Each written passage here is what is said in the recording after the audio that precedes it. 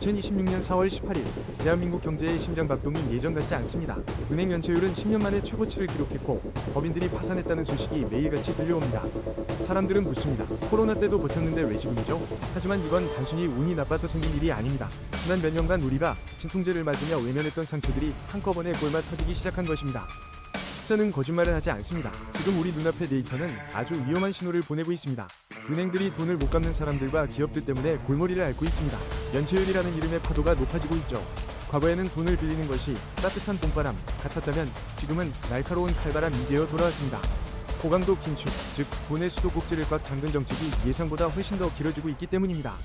이것은 마치 보일러 온도를 너무 낮춰서 집안의 모든 식물이 얼어 죽고 있는 것과 같은 상황입니다.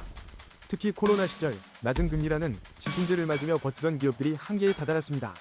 그들은 체력을 기르는 대신 빚이라는 지팡이에 의존해 걷고 있었습니다.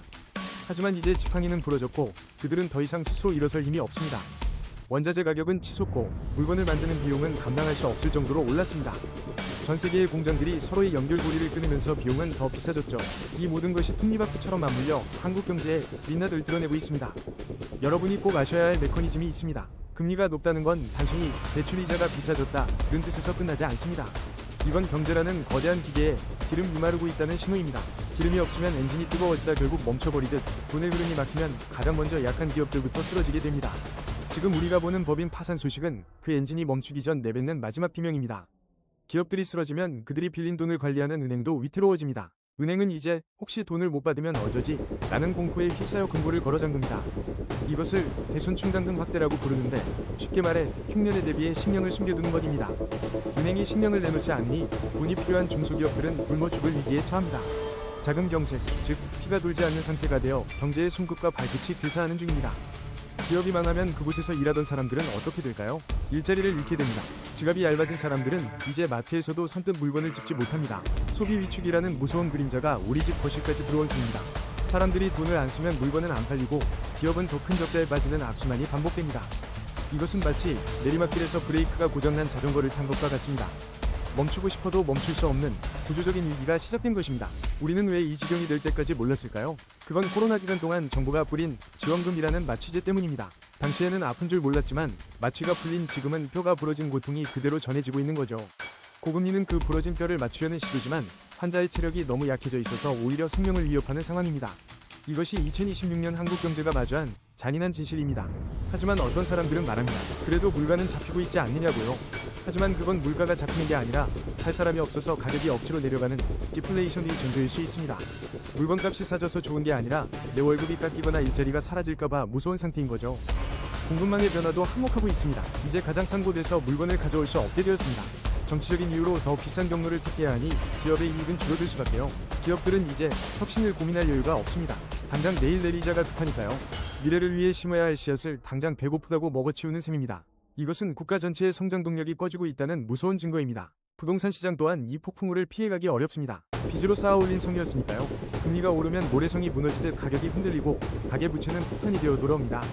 우리가 안전하다고 믿었던 모든 것들이 사실은 아주 위태로운 줄타기를 하고 있었습니다. 경제는 거대한 그물망과 같습니다. 한쪽 구석이 찢어지면 결국 그물 전체가 쓸모없었죠. 지금 중소기업의 도산과 은행의 대출 축소는 그물의 가장자리가 찢어지는 소리입니다.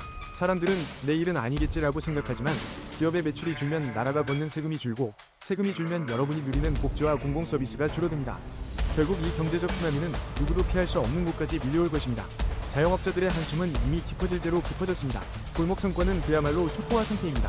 배달 음식 한 그릇 시키는 것도 이제는 큰 결심이 필요한 시대가 되었습니다. 소비의 실핏줄이 막히니 경제라는 몸 전체가 차갑게 식어가는 것이죠. 여기에 지정학적 위기는 불난집에 부채질하는 격입니다. 기름값은 요동치고 있습니다. 세계 각국이 자기 이익만 챙기는 각자도생 위기로 접어들었기 때문입니다.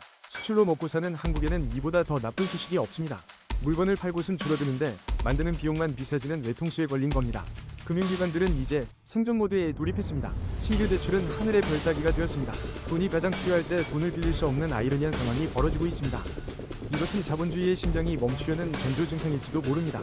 이제 우리는 과거의 성공 방정식이 더 이상 통하지 않는 세상에 살고 있습니다. 가장 큰 문제는 심리입니다. 사람들이 미래가 어둡다고 믿기 시작하면 정말로 경제는 어두워집니다. 돈을 쓰지 않고 저축만 하거나 투자를 포기하고 현금만 쥐고 있어야 하기 때문이죠.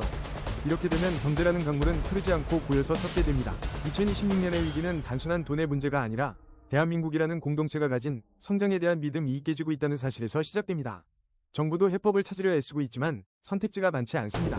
금리를 내리자니 물가가 다시 튈까 무섭고 올리자니 경제가 완전히 부서질까 겁이 납니다. 이것이 바로 경제학자들이 말하는 진퇴양난, 즉 출구 없는 미로입니다. 하지만 이 위기 속에서도 돈의 흐름을 읽는 자들은 새로운 기회를 찾으려 합니다. 다만 그 기회는 예전처럼 모두에게 공평하게 주어지는 것이 아닙니다. 준비된 자들, 그리고 거시경제의 원리를 꿰뚫어보는 자들만이 살아남을 것입니다.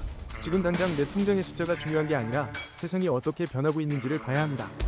누군가는 파산 소식에 절망하지만 누군가는 그 속에서 거대한 자본의 이동을 봅니다.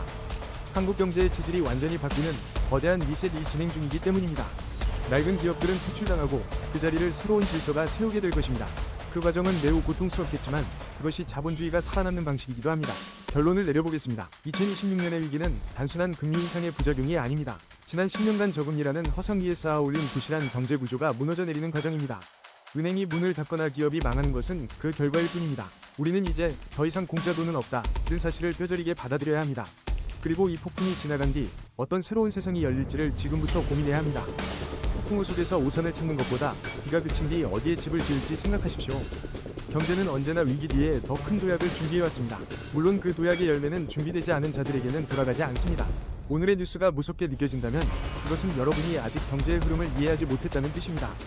원리를 알면 공포는 사라지고 대신 냉철한 판단력이 그 자리를 채웁니다. 지금의 연체율과 파산 수치는 끝이 아니라 새로운 시작의 신호탄입니다. 대한민국 경제의 민낯을 마주하는 이 순간 여러분은 무엇을 준비하시겠습니까? 저희는 앞으로도 이 거친 경제의 바다에서 여러분의 나침반이 되어드리겠습니다. 지식은 힘이고 통찰은 생존입니다. 오늘 영상이 여러분의 지적질감을 깨웠기를 바랍니다. 구독과 알림 설정으로 내일의 경제 날씨를 미리 확인하세요. 시청해주셔서 감사합니다.